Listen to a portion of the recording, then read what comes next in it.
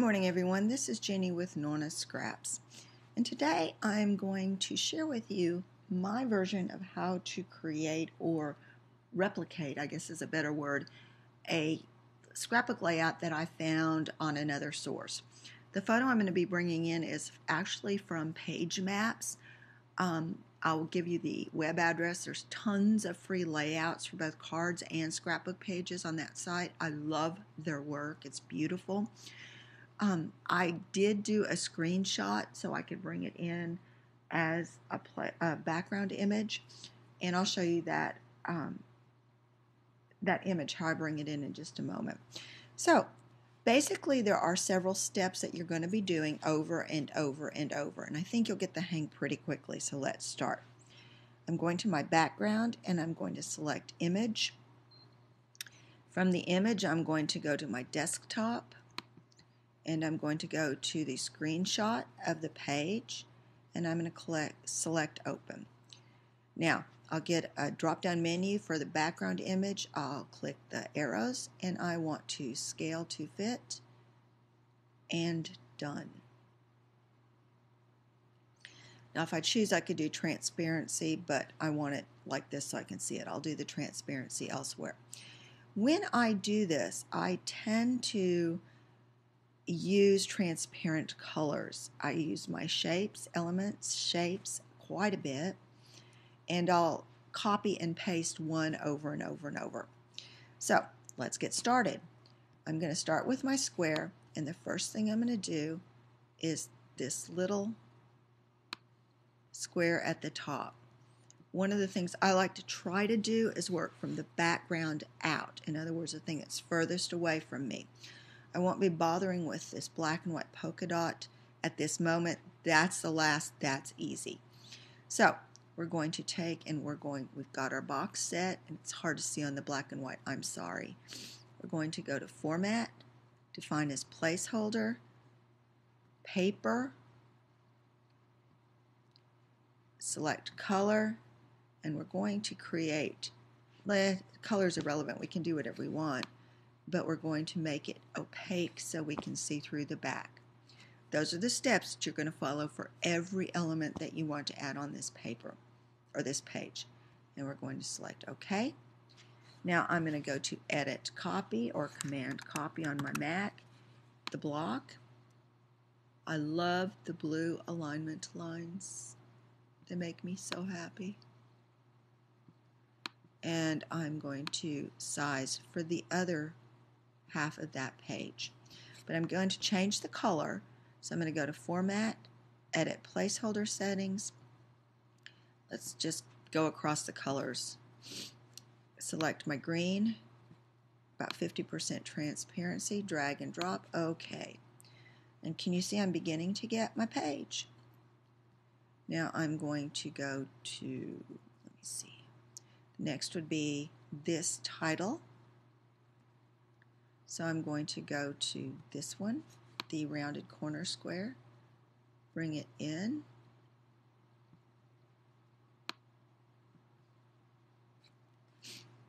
I'm going to go to Format, define as placeholder, and I'm going to put paper. I could add a title, but I'm not going to. Put my next color in line, opacity, OK. Now I'm going to copy this, again, edit copy or command copy and command C and command P. This isn't quite to the back, and I am going to change my color on it. So let's go to Format, Edit Placeholder Settings, blue, opacity, OK. Now we'll take care of moving that to the back in just a moment. All right. The other thing I don't think you know, just because I don't have to have a shape, if I want a shape there, that's perfect. But if I want to add my own date stamp or something, then I can do whatever I want to later. Let's add another block. So if you can see, it just simply is a matter of cut, paste, and repeat. And now we're going to go to Format, Edit Placeholder Settings. Again, the color.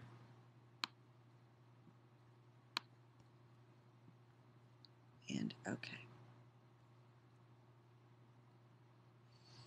So got that. Everything looks like it's pretty good right now. Let me see something. So right now this needs to come forward. So I'm going to go to Arrange and bring it forward. There it is. It will be behind the photo but not behind this piece of paper. And now I'm going to speed it up because it's basically these steps. Bring in a shape, place it over your image, format, either define placeholder or edit placeholder. Tell it what you want to put there. Change the color, make it opaque so you can see through it, and click OK. See you in a few.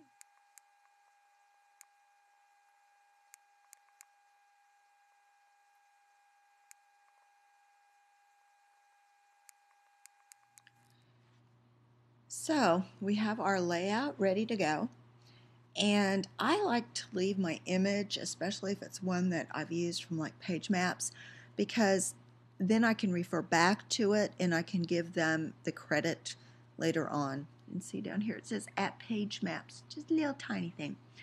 It's not difficult working with this, with that image back there. I do want to point out, when I was playing earlier, I realized that my border actually was not quite right, so I'm just going to adjust it.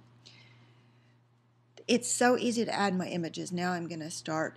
I picked from, let me see, let's go to A Breath of Fresh Air. Let's go for the background image. I'm going to use the dark green paper. I'm going to bring it over. I'm going to drop it over my background, and now I get a choice of inserting as graphic or using as background.